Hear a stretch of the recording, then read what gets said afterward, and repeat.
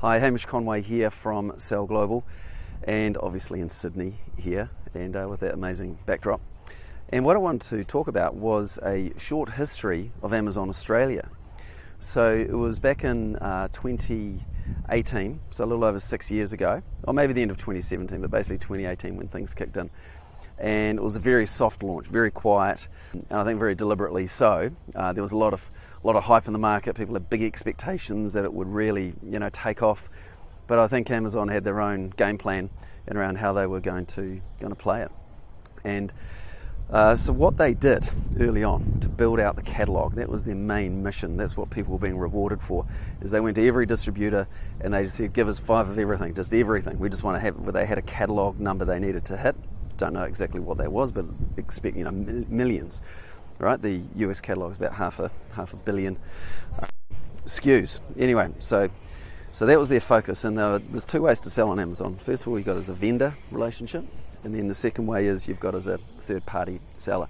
And they were focused in on the vendor side of things. So that's where it was like a wholesale relationship. They were buying the products, and they did open up the third-party side, but that was very small for a start.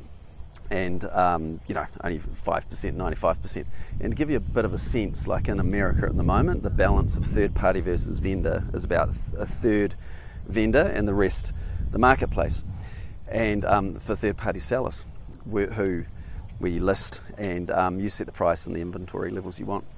Anyway, so that was how they got going, and it took a while. They had their first, had their Melbourne distribution centre, and then they added in Sydney, and since then I think they've now got half a dozen from Perth and in Sydney here, and also up in Brisbane, and anyway, half a dozen of them. But through this time, it was really the step change in Australia that made the difference was COVID.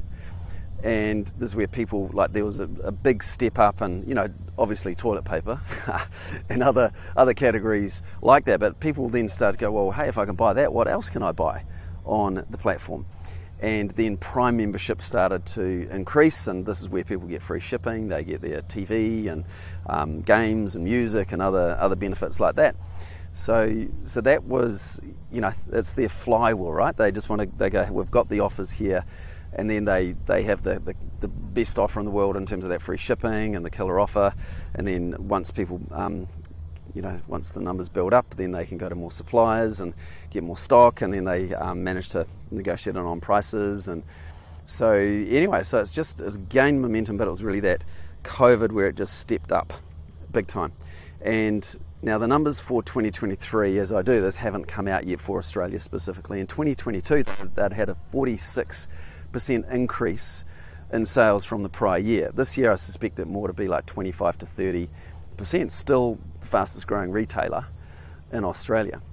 And it's been noticeable, and we work with some big brands and leading in the categories, and so we know the kind of volumes that some of these brands are doing, and it is meaningful.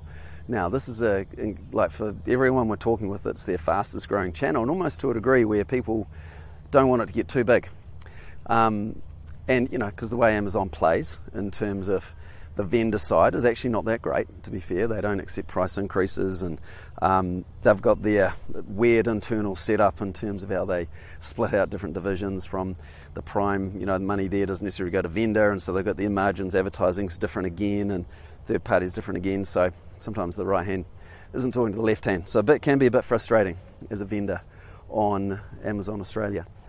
So anyway, so as we are at the moment, there's this interesting dynamic, and it's kind of there's a parity between Amazon and the vendors, and I'd use 2 hands if I could, that would be side by side.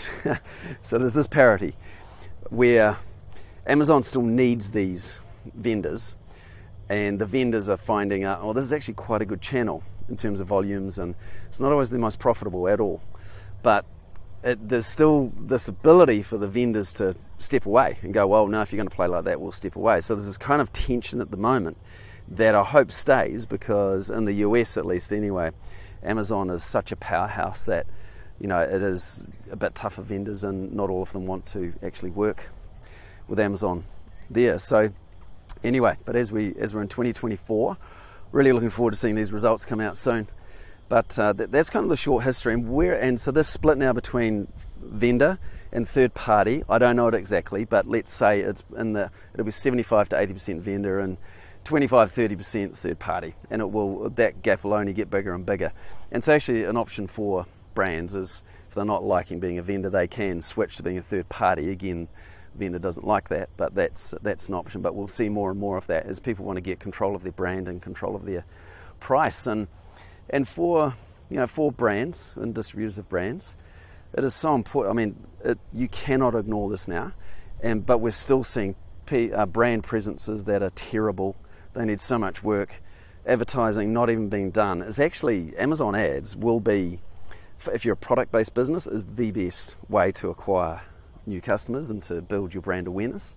It's incredible, and particularly with tracking, stopping on with Google and Meta, Amazon's walled garden, you could say. You're going to have that full funnel attribution ability, which is really phenomenal. So you can be tracking this into the journey that the customer takes from your website to Amazon, or Amazon back to your website, so you can see what's really working at the top of the funnel and also all the way down to the bottom. So it's really evolving. That's the space to watch out for and around the advertising opportunities, and something that we're really all over. We actually just became an Amazon Ads Advanced partner, and so that puts us in the top 5% in Australia of ad spend managed. But so the story coming up is Amazon Ads and Prime Videos, and just that walled garden. We'll see more vendors pulling out just because Amazon is not playing very nicely at all, and that won't be possible for some, and consumer brands in particular, who might have high shipment costs from a D2C point of view that just don't work. But so that's the short history. And a little bit of what's coming down the pipeline. It's only going to grow, and it's the Prime membership numbers will be up again, and you've got at least 10% of Australians now with Amazon Prime, probably the biggest membership program in the world. Anyway, so that's a bit of a background there. Hope you enjoyed that. Thank you.